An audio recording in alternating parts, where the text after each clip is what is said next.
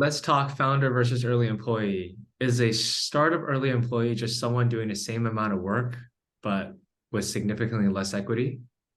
I think definitely not. It's certainly the case that startup employees, early employees, do work super hard, in my experience.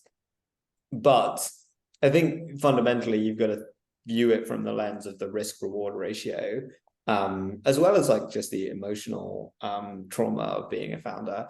I think being an early employee, which I have done, by the way, like I've been an early employee at GoCardless.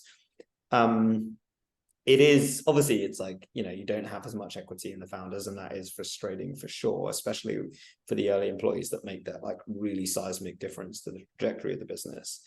But you don't necessarily have the emotional trauma that the founders have every time, the business has like a slight hiccup or a road bump, especially in the early days where you don't even know if the business makes sense or not.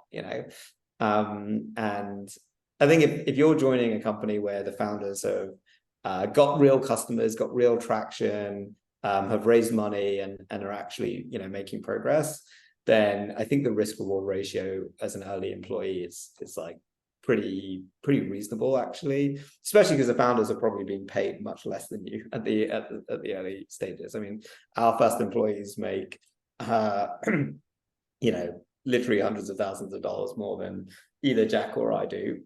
So from a cash perspective, and yeah, the equity, obviously I think it'll be super valuable, but it's not necessarily like a given, right? Like there's a huge amount of risk associated with that equity as well.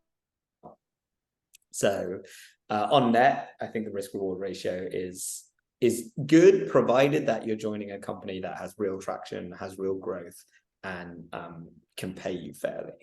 Of course, if you're joining a startup like as employee number one before it has traction and before it has growth, and you're getting like 1/50th of what the founders have, I think that then it is a pretty difficult sort of deal.